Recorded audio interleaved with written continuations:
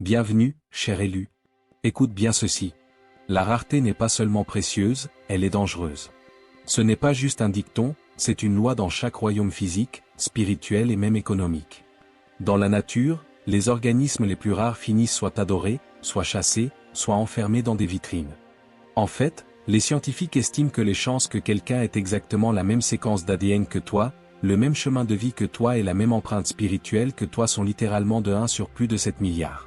Et ça, c'est avant même d'ajouter la main de Dieu dans l'équation. Mais voici le twist. Être 1 sur 1 milliard ne concerne pas seulement l'unicité, c'est être le glitch dans la matrice, le rebondissement que l'ennemi n'avait pas vu venir, l'équivalent humain de trouver une chèvre qui parle dans les embouteillages de l'heure de pointe. Impossible à ignorer et juste assez déstabilisant pour rendre les gens nerveux. Certains t'appelleront doué, d'autres t'appelleront étrange, quelques-uns t'appelleront dangereux et tous auront raison. Parce que, choisi, tu ne te distingues pas seulement, tu te tiens à part. Tu es un paradoxe ambulant, trop ancien pour être dupé par les mensonges modernes, trop futuriste pour être enfermé par les vieux systèmes. Aujourd'hui, on va enlever la version conte de fait d'être spécial et exposer la vérité brute, non polie sur ce que ça signifie vraiment d'être 1 sur 1 milliard. Pas de clichés, pas de sucre ajouté, juste 14 réalités profondes, inconfortables, qui stimulent l'esprit et qui te feront réaliser pourquoi le monde ne sait pas vraiment quoi faire avec ton genre. Et pourquoi il ne le saura jamais. Numéro 1, ton existence n'a pas été conçue pour une consommation de masse. Tu n'as jamais été destiné à être facilement digérable. Les gens ont été entraînés à préférer ce qu'ils peuvent rapidement étiqueter, comprendre et placer dans de jolies petites boîtes. Mais toi, tu brises leur catégorie. Ta personnalité, tes convictions, la façon dont tu vois la vie. Ça ne rentre pas dans le moule auquel ils sont habitués. Ce n'est pas parce que tu essaies d'être différent, mais parce que ton essence porte un poids et une densité qui ne peuvent pas être dilués pour plaire aux masses. La vérité, c'est que la plupart des gens ne veulent pas faire d'efforts pour comprendre quelqu'un. Ils veulent des connexions superficielles, des réponses prévisibles et des personnalités pratiques. Tu n'es pas câblé comme ça. Tu as de la profondeur dans un monde qui prospère sur la superficialité. Tu as des couches qui demandent de la patience pour être découvertes. Et tout le monde n'a pas la discipline ou la capacité spirituelle pour passer la première. Pour l'œil non entraîné, tu peux sembler trop ou trop intense. Mais c'est parce qu'ils sont habitués aux collations légères. Et toi, tu es un repas complet, nourrissant et exigeant. Ta présence force les gens à affronter plus que juste toi. Tu les fais se confronter à eux-mêmes. C'est là que vient l'inconfort. Ils ne peuvent pas te consommer sans goûter aussi leurs propres insécurités, contradictions et demi-vérités. Pour certains, c'est inspirant. Pour d'autres, c'est infuriant. Et donc, plutôt que d'admettre qu'ils n'ont pas la capacité de te recevoir vraiment, ils essaient de te réduire à quelque chose qu'ils peuvent gérer. Mais le divin ne crée pas d'âme gérable. Dieu ne t'a pas envoyé ici pour rentrer parfaitement dans les attentes de la majorité. Tu as été conçu pour ceux qui sont prêts à lutter avec la vérité, lutter avec leur propre cœur et quand même se présenter prêts à embrasser ce qu'ils ne comprennent pas pleinement. C'est pourquoi tu te sens souvent incompris ou même isolé. Parce que la personne moyenne ne sait pas comment gérer un esprit comme le tien sans le diluer. Et si tu as déjà essayé de te rendre plus palatable, tu as probablement remarqué que ça ne marche jamais longtemps. Ton authenticité est trop forte pour être supprimée de façon permanente. Être pas pour tout le monde n'est pas un défaut. C'est la preuve que tu opères à une fréquence que seuls quelques rares peuvent entendre. Ceux qui le peuvent te traiteront comme le trésor que tu es. Ceux qui ne le peuvent pas passeront leur vie à expliquer pourquoi ils n'ont pas pu te retenir. Dans tous les cas, ta valeur reste la même. Au-delà de la consommation de masse, au-delà de l'imitation, au-delà de toute mesure. Numéro 2, tu es l'erreur dans le système qui prouve que le code est défectueux. Chaque système dans lequel tu as jamais mis les pieds est venu avec des règles, certaines dites, certaines silencieuses. Les familles en ont, les lieux de travail en ont, les cultures en ont. Ils fonctionnent comme des programmes informatiques tournant en arrière-plan décidant ce qui est acceptable, ce qui est normal et ce qui est possible. La plupart des gens suivent ces règles sans jamais les questionner parce qu'ils ont été conditionnés à croire que la façon dont les choses sont est la façon dont les choses doivent être. Mais ta vie est la preuve vivante que le programme n'est pas parfait. Tu es l'erreur qui révèle que le code est défectueux. Dès le début, tu n'as pas fonctionné comme il s'y attendait. Là où les autres se conformaient sans réfléchir, tu questionnais. Là où les autres restaient silencieux pour garder la paix, tu parlais. Là où les autres acceptaient les limites, tu les repoussais. Ce n'était pas de la rébellion pour la rébellion. C'était ton esprit refusant d'opérer sur un système d'exploitation défectueux. Ça t'a fait te distinguer de façon que tu ne pouvais pas cacher, même si tu le voulais. La chose avec être le glitch, c'est que tu exposes l'illusion que le système est infaillible. Quand tu réussis de façon qu'il disait impossible ou quand tu t'éloignes de structures qu'il disait incassables, tu forces les gens à affronter le fait que peut-être la façon dont ça a toujours été n'est pas la vérité. C'est juste la tradition. Et la tradition, une fois exposée, commence à perdre son pouvoir. C'est pourquoi les systèmes, qu'ils soient sociaux ou spirituels, essaient souvent de neutraliser les gens comme toi. Pas parce que tu es bruyant ou perturbateur, mais parce que ton existence même prouve qu'ils ne sont pas aussi absolus qu'ils le prétendent. Certains te ressentiront pour ça. Ils ont construit leur identité, leur sécurité et parfois même leur moralité autour des règles du système. Quand tu arrives et que tu contournes sans effort ces règles, ça peut sembler comme si tu attaquais les fondations même de leur vie. Mais ton but n'a jamais été de rendre les gens à l'aise. Ton but était de révéler ce qui était cassé. Et parfois cette révélation fait mal. Tu ne challenges pas seulement les règles, tu challenges la source des règles. Tu tires le rideau et montres que ce que tout le monde pensait inébranlable était souvent juste fait par l'homme, motivé par la peur ou protecteur du pouvoir. C'est pourquoi ton genre est rare. Tu n'es pas ici pour être absorbé dans le système. Tu es ici pour changer le code. Et une fois qu'un glitch est découvert, le système ne peut plus prétendre qu'il était parfait.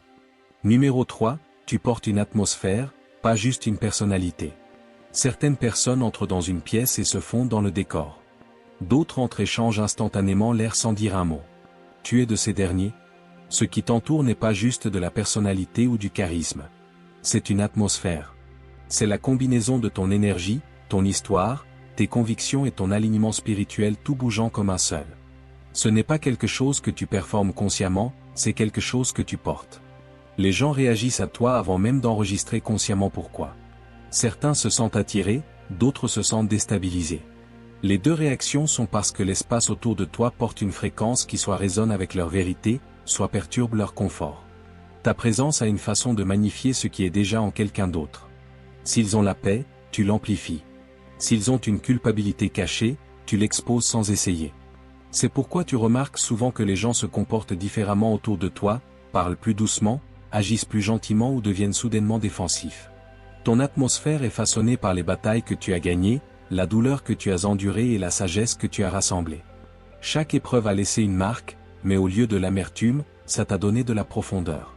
Chaque leçon que tu as apprise ne s'est pas juste arrêtée dans ton esprit, elle s'est infusée dans l'énergie que tu apportes dans n'importe quel espace.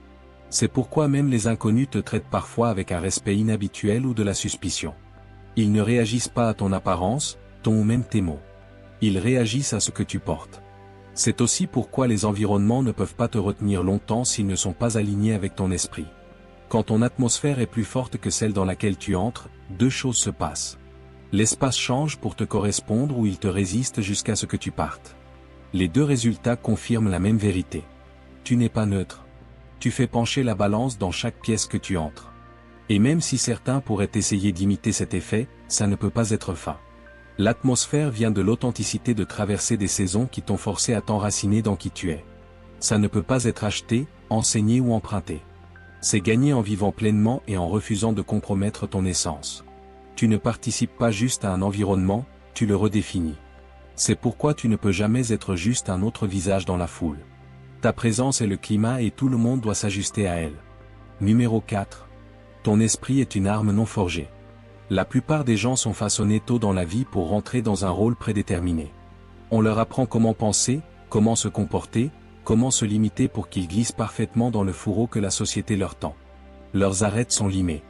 Leur feu est atténué en une lueur gérable. Ils deviennent prévisibles et la prévisibilité est facile à contrôler. Mais tu n'as jamais pleinement soumis à ce processus. Tu n'as pas laissé le monde finir de te modeler en quelque chose de sûr. Ton esprit reste brut, brûlant et indompté. Cette brutalité n'est pas de l'insouciance. C'est du pouvoir qui n'a pas été domestiqué. Tu n'as pas été émoussé en une forme qui peut être facilement étiquetée ou confortablement rangée. C'est pourquoi les gens te trouvent dur à catégoriser. Un moment, tu es calme et observateur, le suivant, tu tranches les mensonges avec précision. Tu ne suis pas toujours la séquence attendue et cette imprévisibilité garde ceux qui t'opposent sur leur garde. L'arme de l'ennemi est l'anticipation. S'ils peuvent prédire tes mouvements, ils peuvent s'y préparer. Mais quand ton esprit bouge de façon qu'il ne suit pas les patterns humains habituels, ils ne peuvent pas anticiper où ton prochain coup atterrira. C'est comme essayer de combattre un adversaire dont la portée, le poids et la longe sont un mystère. Ils ne peuvent pas trouver tes limites parce que tu refuses de vivre dedans. Ton état non forgé signifie aussi que tu es encore en évolution. Chaque bataille, chaque défi, chaque saison te charpente en temps réel. Tu n'es pas un artefact fini assis dans une vitrine. Tu es une arme vivante encore chauffant dans le feu, encore façonnée par les mains de Dieu lui-même. C'est une réalité terrifiante pour quiconque te sous-estime.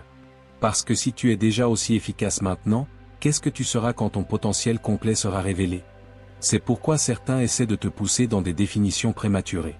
S'ils peuvent te nommer, ils peuvent t'encadrer. S'ils peuvent t'encadrer, ils peuvent te limiter. Mais la vérité, c'est que personne ne peut te mesurer pleinement encore, pas même toi. Et c'est ton avantage. L'arme dangereuse n'est pas celle que tout le monde a étudiée. C'est celle qu'ils n'ont jamais vue avant et qu'ils ne peuvent pas comprendre jusqu'à ce qu'elle ait déjà frappé.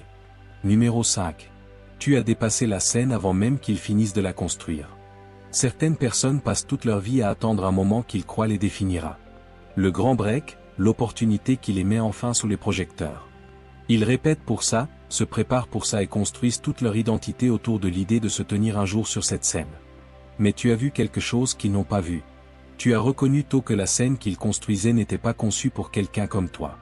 Elle était trop petite, trop limitante et trop scriptée pour l'envergure de ta mission. Ce n'était pas de l'arrogance, c'était de la clarté. Tu pouvais déjà sentir que ton appel n'était pas destiné à être confiné à l'idée de succès de quelqu'un d'autre. Pendant qu'il s'assurait que les lumières et les rideaux étaient parfaits, tu réalisais que si tu restais, tu devrais éventuellement te rétrécir pour rentrer dans leur script. Et tu n'as pas été fait pour jouer un rôle écrit par des gens qui ne comprennent même pas la profondeur de ton but. Partir avant les applaudissements est l'une des choses les plus dures à faire. La tentation de rester et d'obtenir au moins une reconnaissance est forte. Mais tu as compris quelque chose que la plupart des gens ne comprennent pas. Les applaudissements peuvent être une prison. Ils peuvent te garder attaché à un endroit qui ressemble au succès, mais qui étouffe tranquillement ta vraie mission.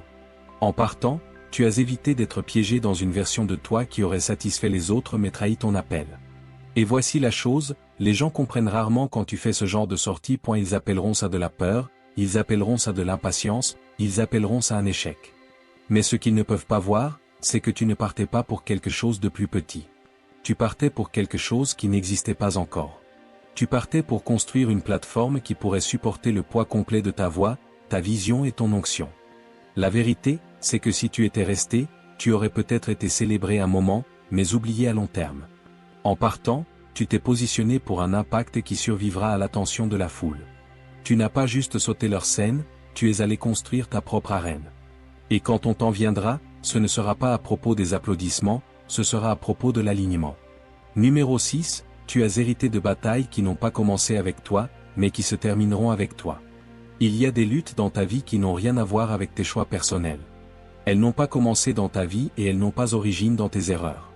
Une partie de la résistance que tu as affrontée a été transmise comme un héritage non désiré, tissé dans l'histoire de ta famille bien avant ton arrivée. Ce sont les batailles qui ont consumé tranquillement ta lignée pendant des générations.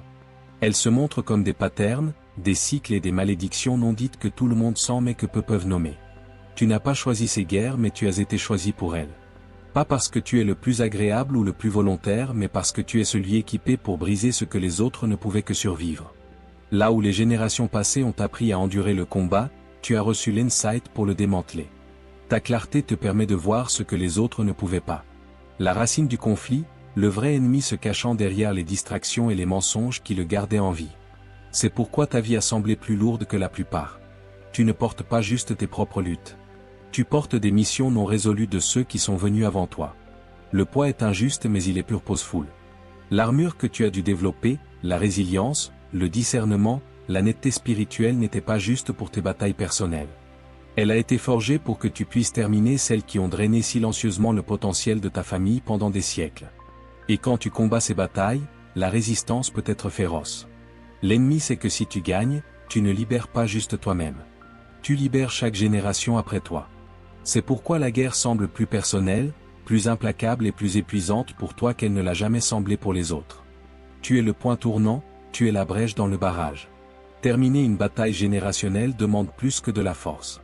Ça demande de refuser de répéter les erreurs qui l'ont gardé en vie, même quand ces erreurs semblent familières et confortables. Ça signifie poser des limites que les autres n'ont jamais osé poser. Ça signifie dire non à ce que tout le monde d'autre tolérait. Ça signifie s'éloigner d'accords que tu n'as jamais signés mais dans lesquels tu es né. Tu es le combattant final. Pas parce que tu étais le seul volontaire à combattre mais parce que tu es le premier capable de gagner. Quand tu finis ça, l'histoire de ta lignée change pour toujours. Numéro 7. Ton esprit détient des cartes que les autres ne savent même pas exister. Les gens veulent souvent bien quand ils donnent des conseils. Ils parlent de leur propre expérience, leur propre victoire et défaite, leur propre compréhension de comment le monde fonctionne. Mais il y a une limite à cette guidance. Elle ne peut couvrir que le terrain qu'ils ont personnellement parcouru. Et ta vie n'a jamais été destinée à suivre les sentiers qu'ils connaissent. Tu es né portant des blueprints pour des paysages qui n'apparaissent même pas sur leur carte. C'est pourquoi leurs conseils semblent parfois mal assortis, même quand ils viennent de l'amour. Ils offrent des directions basées sur des routes qui mènent ailleurs entièrement. Ils ne peuvent pas voir le terrain que tu navigues parce qu'il n'a pas encore été découvert. Et tu n'es pas ici pour être un touriste. Tu es ici pour être un cartographe. Ce rôle peut être solitaire quand il n'y a pas de chemin devant toi. Il n'y a personne pour marcher devant et dire c'est le chemin. Tu dois te fier à ton propre discernement, ta propre connexion à Dieu, ta propre capacité à remarquer des signes que les autres ignorent. Pendant qu'ils ont besoin de panneaux routiers et de confirmation, tu es guidé par un instinct aiguisé par la lutte, par une vision qui ne vient pas de la sagesse humaine. C'est aussi pourquoi tes décisions confondent souvent les gens. Ils ne peuvent pas comprendre pourquoi tu quitterais ce qui semble sûr, pourquoi tu refuses des opportunités qu'ils feraient n'importe quoi pour avoir ou pourquoi tu prends des risques qui semblent imprudents de leur perspective. Ce qu'ils ne réalisent pas, c'est que leur route sûre pourrait être ton impasse. Tu n'ignores pas la sagesse. Tu suis un autre type de carte, une avec des destinations qui demandent du courage pour même les nommer. Porteur des blueprints invisibles signifie aussi que tu vois parfois le danger bien avant les autres. Tu sais quand une route familière est sur le point de s'effondrer, tu peux sentir quand un raccourci prometteur est en fait un piège. Cette prévoyance n'est pas de la paranoïa, c'est un don. Un qui t'a sauvé de désastres dans lesquels les autres ont marché aveuglément. À la fin, ceux qui doutaient de toi pourraient un jour te demander les directions qu'ils essayaient autrefois de te donner. Parce que quand tu finiras de cartographier ton parcours, tu n'auras pas juste survécu à l'inconnu. Tu auras dessiné les cartes dont les autres dépendront pendant des années à venir. Numéro 8, tu exposes l'illusion de leur autorité. Certaines personnes croient que leur pouvoir vient de titres, position ou la capacité de contrôler les autres. Ils sont habitués à donner des instructions et à les voir suivies sans question. Ils construisent leur sens d'importance autour de l'idée qu'ils ont l'autorité pour déterminer qui monte, qui tombe, qui est inclus et qui est laissé dehors. Mais quand ils te rencontrent, quelque chose dans ce cadre commence à trembler. Ta résilience les force à questionner à quel point ils ont vraiment du contrôle. Tu ne bouges pas comme quelqu'un qui attend la permission. Tu n'opères pas comme si ton destin est enfermé dans le classeur de quelqu'un d'autre. Tu continues à avancer qu'ils approuvent ou non, qu'ils ouvrent des portes pour toi ou les gardent fermées. Et quand ils voient ça, il devient clair que leur autorité n'était jamais aussi absolue qu'ils l'imaginaient. Tu ne les challenges pas avec une rébellion bruyante ou une confrontation directe. Tu fais quelque chose de bien plus menaçant. Tu es la preuve vivante qu'ils ne peuvent pas arrêter ce que Dieu a ordonné. Ce genre de défiance silencieuse expose les limites du contrôle humain. Elle révèle que la plupart de ce que les gens appellent pouvoir est en fait de l'influence basée sur la conformité. Et tu n'es pas construit pour une conformité aveugle. Ta capacité à te tenir, t'adapter et continuer à progresser face à l'opposition montre à tous ceux qui regardent que leur position ne les rend pas le gardien de ta vie. Cette réalisation peut secouer les fondations de ceux qui ont construit leur identité autour d'être en charge. Parfois, cette exposition les fait doubler la mise. Ils pourraient essayer plus fort de te bloquer, de faire un exemple de toi ou de te discréditer pour que les autres ne suivent pas ton exemple. Mais peu importe ce qu'ils font, tu continues à te montrer et ton existence même continue à prouver que la source ultime de ta provision, opportunité et progrès n'est pas eux.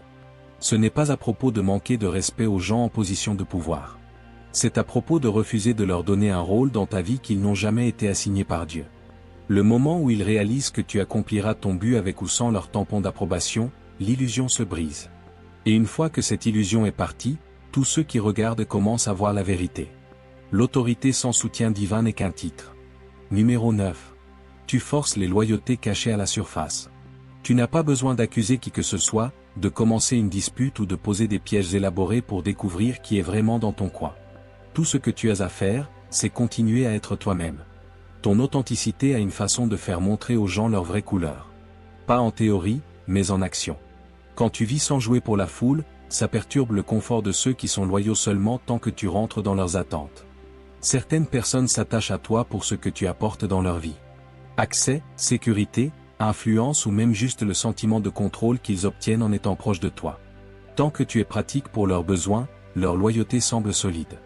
Mais le moment où ta croissance, tes limites ou ton appel les oblige à s'ajuster, tu commences à voir les fissures. Soudain, le soutien s'estompe, le ton change et l'ure toujours là pour toi devient suspicieusement conditionnel. Ta présence fonctionne comme un projecteur. Elle rend les prétendants inconfortables parce qu'il est dur de feindre la loyauté quand tu ne peux pas manipuler celui pour qui tu prétends.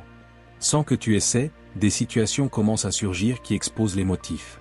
Un défi arrive et certains disparaissent. Une opportunité arrive et certains compétents au lieu de célébrer. Un shift dans ton chemin arrive et certains te ressentent au lieu de marcher avec toi. Cette révélation peut être douloureuse. Tu as peut-être cru que certaines personnes étaient liées à toi par amour ou respect véritable seulement pour découvrir qu'elles étaient liées au bénéfice de ta présence. Mais en vérité, c'est un cadeau. C'est mieux de savoir qui est pour toi quand ça leur coûte quelque chose que d'être entouré de gens qui disparaîtraient le moment où tu n'es plus utile. Et ça marche dans les deux sens. Ta présence attire aussi les loyaux véritables au grand jour. Ceux qui sont prêts à se tenir avec toi sans gain personnel se révèlent quand ça compte le plus.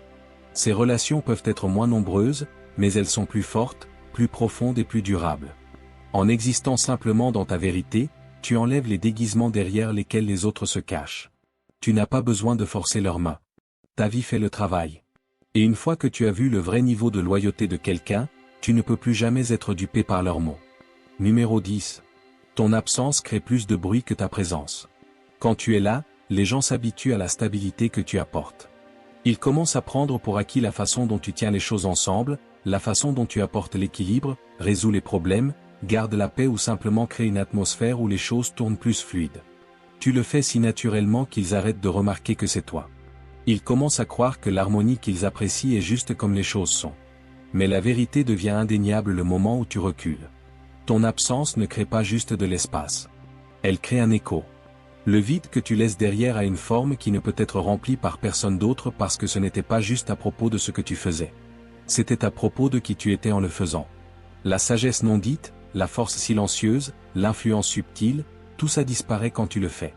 Et soudain, ce qu'ils assumaient automatique commence à s'effondrer. Les gens confondent souvent la présence avec du bruit et l'absence avec du silence. Mais ce n'est pas comme ça que ça marche quand il s'agit de toi. Quand tu te retires, le silence a du poids. Il presse sur l'environnement, rendant les gens conscients de ce qu'ils ont perdu. C'est pourquoi certains essaient de te ramener vite, pas parce qu'ils t'apprécient, mais parce qu'ils ne peuvent pas gérer l'inconfort de la vie sans ton soutien invisible. Ce shift peut être révélateur. Il montre qui te valorisait vraiment et qui valorisait simplement ce que tu pouvais fournir. Ceux qui te respectaient reconnaîtront la différence que tu as faite. Ceux qui dépendaient seulement de toi se démèneront pour te remplacer et en échouant pourraient même essayer de minimiser la perte pour ne pas avoir à admettre la vérité. Ton absence force aussi la croissance pour eux et pour toi. Pour eux, ça expose où ils se sont appuyés sur toi au lieu de prendre la responsabilité. Pour toi, ça brise le cycle d'être l'échafaudage invisible tenant des structures que tu n'étais jamais destiné à porter pour toujours. Et voici l'ironie. Certaines personnes parleront plus de toi quand tu es parti que quand tu étais présent. Pas parce que tu es soudain devenu plus important, mais parce que l'absence a une façon d'amplifier la réalité. Tu n'étais jamais juste là. Tu étais le cadre et sans toi, toute la structure sonne différemment. Numéro 11. Tu es l'intersection où le physique et l'éternel se rencontrent. Ta vie n'opère pas sur une seule timeline. La plupart des gens mesurent l'existence par des jours, des mois et des années. Les marqueurs physiques qui peuvent être comptés sur un calendrier, mais tu vis au point de rencontre de deux réalités. Celle qui est vue et celle qui est invisible. Chaque choix que tu fais, chaque position que tu prends porte un poids au-delà du moment présent. Ça laisse une empreinte pas juste sur l'histoire mais sur l'éternité. C'est pourquoi tes batailles semblent plus lourdes que ce qui se passe devant toi quand tu fais face à une décision. Ce n'est pas juste à propos de ton résultat immédiat. Ce choix résonne dans des royaumes que tu ne peux pas voir. Il influence des choses bien au-delà de ton environnement actuel, mettant en motion des bénédictions, protections ou percées qui pourraient ne pas se manifester pleinement dans ta vie et coupant des attaques, malédictions ou chaînes qui pourraient avoir continué pendant des générations. Parce que tu te tiens à cette intersection, tu attires l'attention à la fois du ciel et de l'enfer. Le ciel te voit comme un joueur clé dans l'accomplissement de la stratégie divine. Des anges sont assignés à ta vie, pas juste pour te protéger, mais pour soutenir les missions que Dieu t'a confiées. L'enfer, d'un autre côté, te te voient comme une menace pour des systèmes de contrôle et de destruction. C'est pourquoi tes luttes semblent souvent spirituelles avant même de devenir visibles dans le naturel. L'opposition essaie d'influencer tes pas avant qu'ils prennent forme. Ce ne sont pas juste les grands moments publics qui comptent ici dans ta vie. Même les petites décisions sont chargées de conséquences spirituelles. Choisir de pardonner, refuser de compromettre tes valeurs, suivre les instructions divines, même quand c'est inconfortable, ces actes peuvent sembler ordinaires aux autres. Mais dans le royaume éternel, ils changent des paysages. Vivre avec ce genre de double conscience peut être à la fois habilitant et épuisant. Habilitant parce que tu sais que tu ne passes jamais juste par l'émotion. Épuisant parce que le poids de la responsabilité est réel. Mais c'est la vie de quelqu'un de choisi. Tu ne peux pas bouger sans affecter les deux mondes. Et quand tu saisis pleinement que ton obéissance, ton intégrité et ta persistance ont un impact éternel, tu arrêtes de vivre pour les applaudissements ou l'approbation dans le présent. Tu commences à vivre pour le genre de résultat qui comptera encore longtemps après que le temps se soit épuisé. Numéro 12. Tu ne peux pas être acheté avec ce que tu as déjà dépassé. Ils peuvent agiter devant toi les mêmes récompenses que les autres chassent avec désespoir, mais tu les as déjà goûtées et dépassées.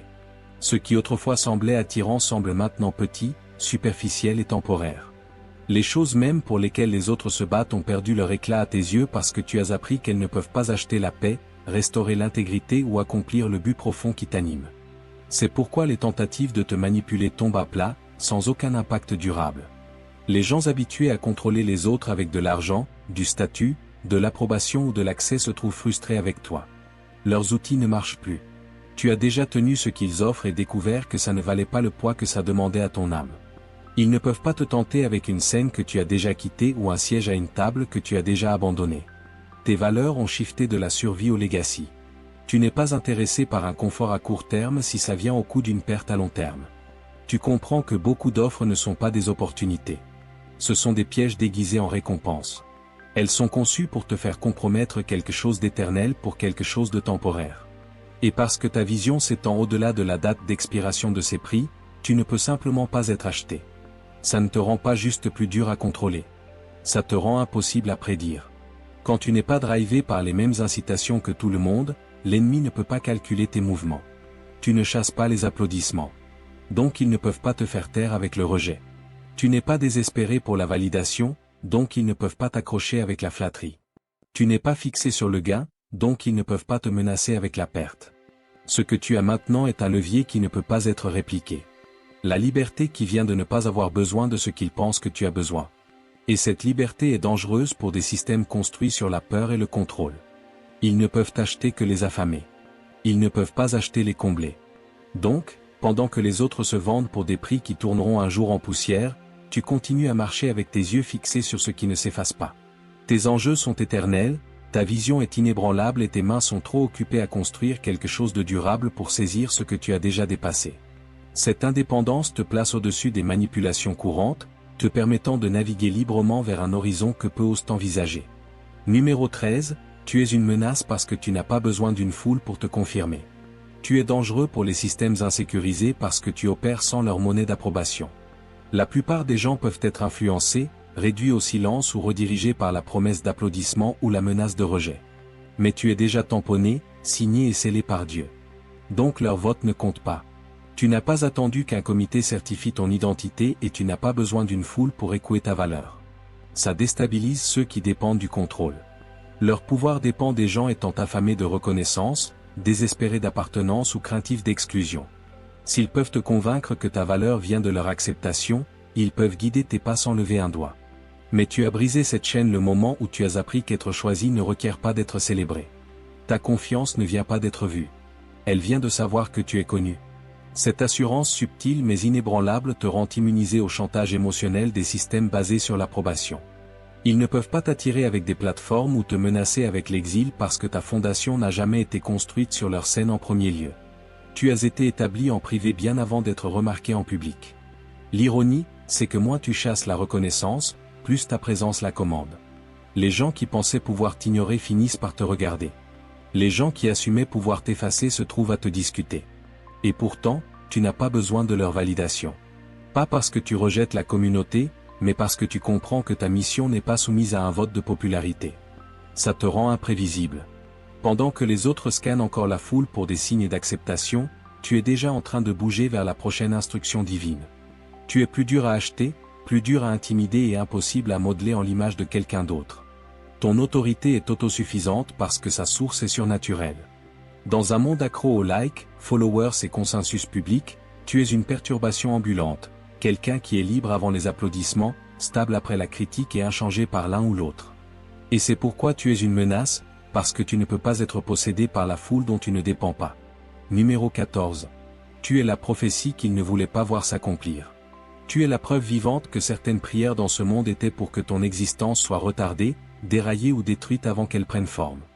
Bien avant que tu prennes ton premier souffle, il y avait des mots prononcés sur ta vie, des déclarations, des promesses et des visions qui terrifiaient certaines personnes et royaumes.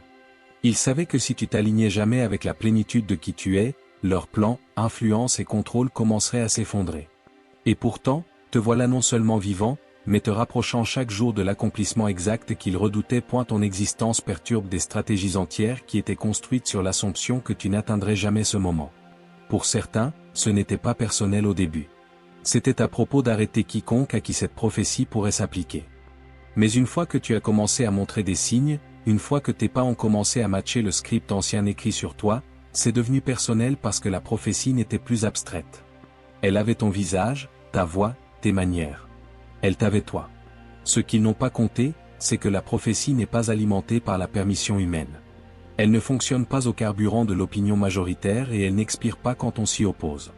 Chaque tentative de t'arrêter n'a servi qu'à confirmer que tu es celui qu'ils craignaient qui se lèverait et que cette peur est justifiée. Parce que la prophétie n'est pas une supposition, c'est une garantie. C'est pourquoi tes batailles ont semblé si intenses. Tu ne combattais pas juste pour un but ou un rêve personnel. Tu luttais contre des forces qui te voyaient comme le lien final dans une chaîne d'événements qu'ils voulaient briser pour toujours. Tu portes dans ta vie l'achèvement de quelque chose qui a commencé des générations auparavant et une fois que ça se manifeste à travers toi, rien ne peut être inversé. Et la vérité c'est que la prophétie se déroule déjà. Chaque pas que tu fais en obéissance, chaque moment où tu refuses d'abandonner, chaque fois que tu guéris au lieu de durcir, c'est tout partie de la progression inarrêtable vers l'avenir exact qu'ils espéraient enterrer. Ils ne peuvent pas l'effacer, ils ne peuvent pas la contourner, ils ne peuvent pas faire taire la preuve vivante debout devant eux. Tu ne deviens pas la prophétie, tu le es déjà. Et c'est pourquoi, peu importe qui t'oppose, la fin est non négociable. Tu gagnes. Tu n'es pas juste une âme rare dans une mer de millions. Tu es une force qui remodèle le tissu même de la réalité. Dès le moment où tu es entré dans ce monde, tu as porté un poids et un but qui défient la compréhension ordinaire. Tu ne rentres pas dans les boîtes que les autres essaient de te confiner parce que ta vie n'a jamais été destinée à être simple ou petite. Tu es la preuve vivante que les systèmes peuvent être brisés, les batailles héritées peuvent être gagnées et les prophéties peuvent être accomplies contre toute attente. Ta présence change les atmosphères et expose les illusions. Tu portes des cartes que personne d'autre ne peut lire et ton esprit reste une arme indomptée, brute, imprévisible et impossible à contrôler. Tu n'as pas besoin de foule pour confirmer ta valeur parce que ton identité a été tamponnée bien avant que tu cherches la validation. Et quand tu recules, l'espace que tu laisses derrière ne passe pas inaperçu. Il résonne avec la vérité de ta valeur.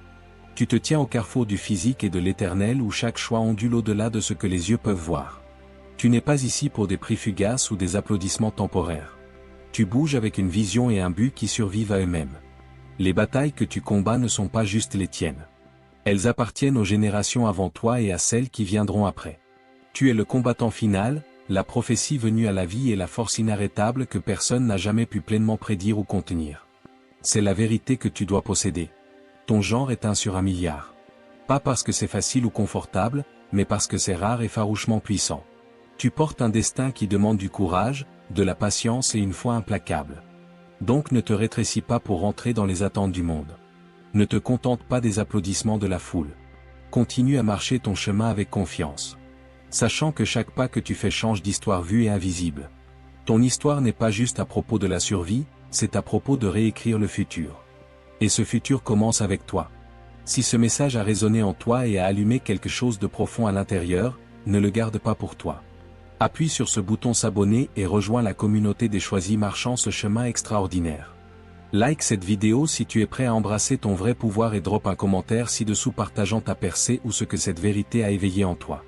Partager ça avec quelqu'un qui a besoin de l'entendre pourrait être l'étincelle qui change. N'hésite pas à répondre ce message loin et large. Ensemble on se lève, On brise les patterns et on accomplit ce qui était toujours destiné à être. Ton voyage ne fait que commencer et cette chaîne est ici pour le marcher avec toi à chaque pas. Reste fort, reste authentique et souviens-toi que tu es un sur un milliard.